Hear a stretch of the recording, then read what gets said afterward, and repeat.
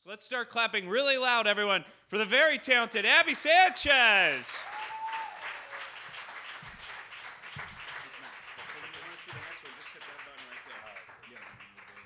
All right, thank you guys. This story takes place in February 2007. And I don't know, for my entire adult working life, February has always been my favorite month because that's when the IRS hits your direct deposit with the tax refunds. So I'm just balling out for the entire Black History Month. Like, let's do this shit. Let's fucking have fun. Let's do this. So I remember mine hit on February 10th, and that was a Friday night. And I'm like, call my friends up, hey, man, I got an extra $2,000 this month. Let's go to the bar. Let's get fucking crazy. Let's do this. We go to the bar, stick to my neighborhood. I live in the Jefferson Park area of Chicago, far northwest side. Go to a bar called Hops and Barley. We're in there having a good time. At the time, my drink of choice was Bacardi Limon, straight on the rocks with the Bud Light chaser. The thing is, I enjoyed the taste of Bacardi way more than Bud Light, so it was 2-1 Bacardi to Bud Light. And eventually, I just got tired of drinking Bud Light because I got bloated, so I'm like, fuck it, more Bacardi. We could do this. It's fun. And I'm having a good time. It's one of those good nights when you're at the bar.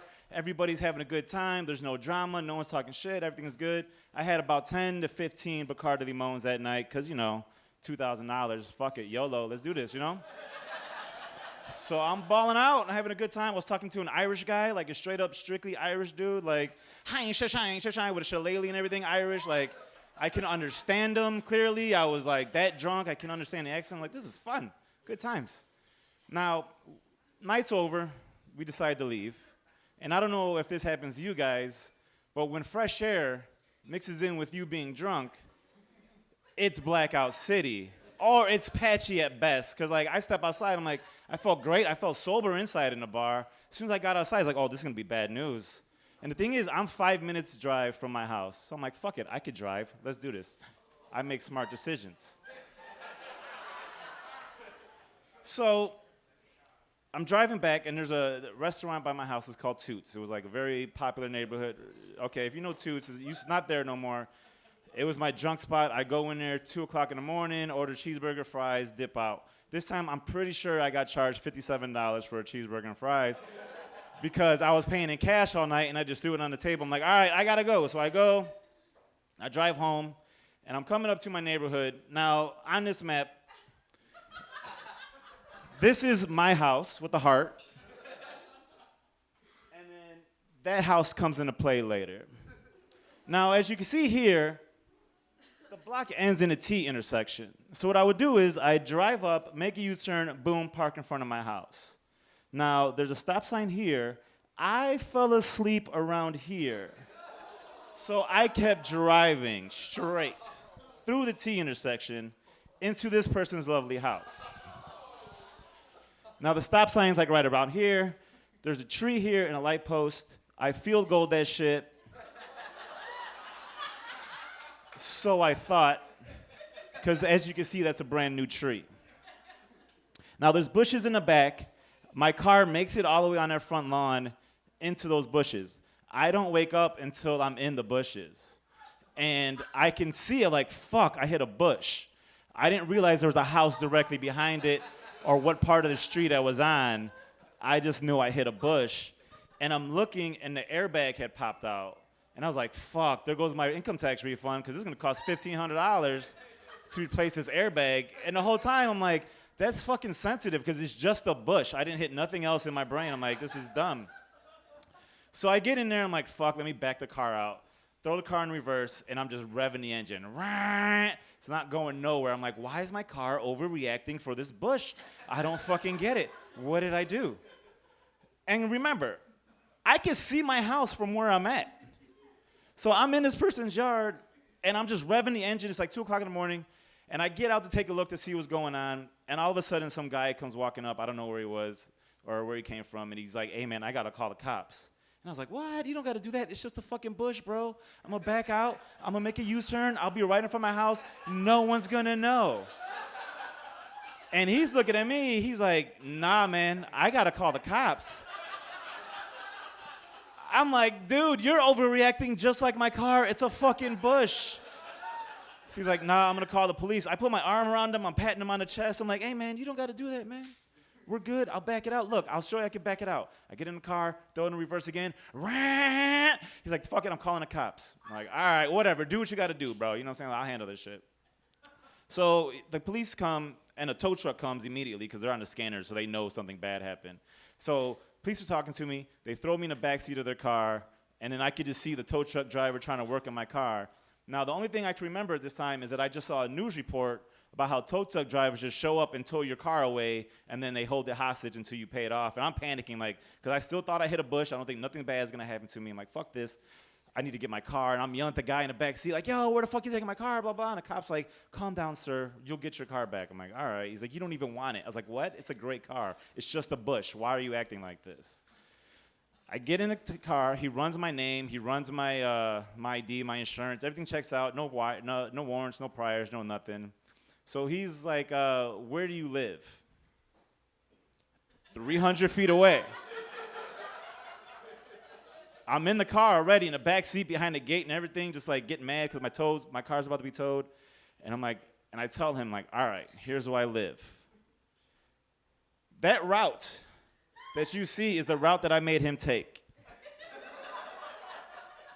So granted, I was 300 feet walking distance. I was like, go here, make a right, go straight, make a left, make another left, keep going all the way down, make a right, make another right, and we'll be there. And this whole time, it's patchy because I could just remember me telling him, here, here, here. And I could see the cop was getting a little frustrated. So when we come back up my block, you can clearly see the car being towed out of this person's front yard. And I'm like, stop the car. And he's like, why? And I'm like, this is where I live. And he just looks at me. He's like, you mean to fucking tell me you took me all the fucked way over here and you live right there? And I was like, yeah, my bad, bro. And I'm putting my fingers through the gate. And I'm like, I'm patting him on the shoulder. And his partner's in the car dying fucking laughing. Cause I'm like, it's cool, bro. It's cool. My bad, man. Like, I didn't know I was fucked up. I don't know if anybody's gotten hit with the airbag before. It'll fuck you up. And then if you're drunk, it'll fuck you up even worse. So I'm patting him on the shoulder with my two fingers. I'm like, it's cool, bro. It's cool. He's like, get the fuck out of the car right now before I take you in getting like for DUI and all this other shit. Little known fact about Chicago police. If you don't hurt anybody with a DUI and you're the only person, they'll let you go. Because it takes 3 hours of paperwork, and they don't feel like doing that shit if you didn't hurt nobody. And the thing is, I must have caught them at the end of their shift or the beginning of their shift, and they just didn't want to fucking deal with me. So at this time, I'm in the back seat patting this cop, like saying, bro, like I'm really fucking pressing my luck. So he's like, get the fuck out of the car, just get in your house, fucking deal with this shit tomorrow. I was like, all right, cool. I was like, real quick though. I left the cheeseburger and fries in the front seat of my car.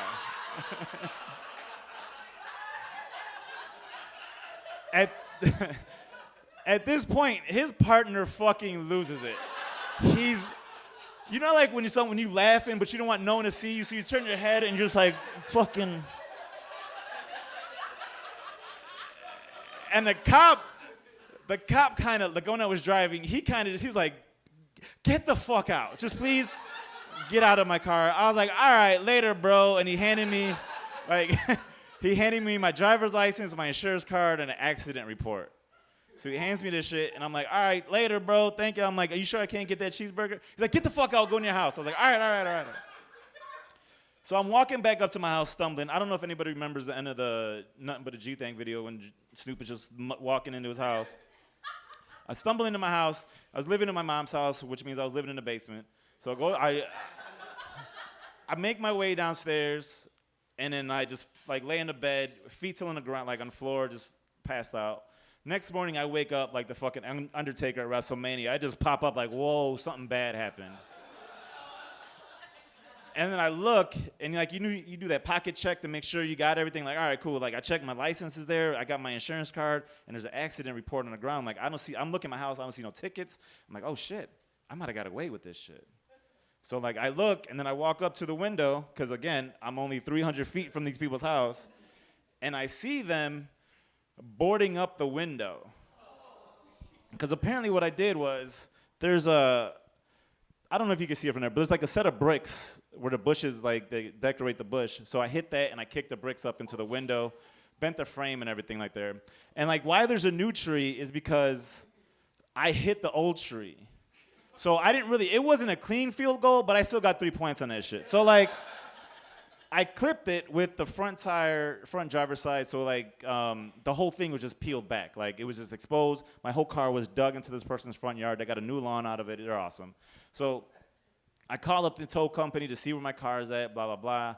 And I go find it, and I see like the whole bumper's just ripped off. Tires are all bent different ways. Still cheeseburger and fries in her front seat. Like I was like, I'm kind of hungry. Like I might fucking do this.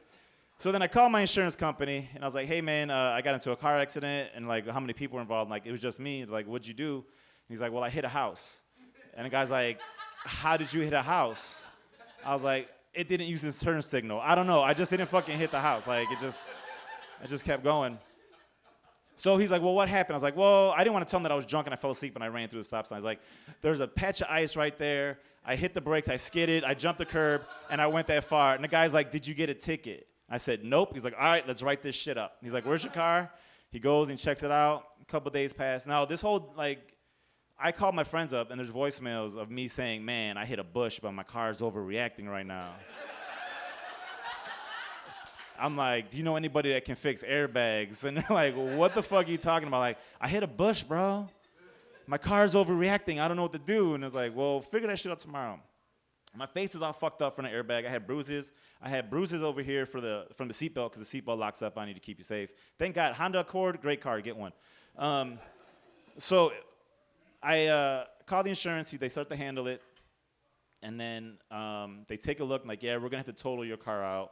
We can't fix it. We'll just pay you out for it. And I was like, oh, I'm going to get paid for this shit? Like, February is a great fucking month. So they value the car. It was a lease at that. So they valued the car at $18,000. I owed $14,000 on the lease. They cut me a check for $4,000, and they took out their $500 deductible. So I got $3,500 for the car accident. And my credit went up because it looks like I paid off a brand new car. So I was like, this is this is a fucking, like, I went from like 560 to like 730 real quick. Like, oh shit, I'm a responsible adult by hitting that fucking bush. And then I took that money and I bought a brand new car. I don't have any more pictures, but I bought a brand new car, and that's the time that I hit a house with my car. And thank you guys so much. Thank you. Let's hear for Abi, everyone. Yeah. So funny. Oh my God. Chicago cops are amazing with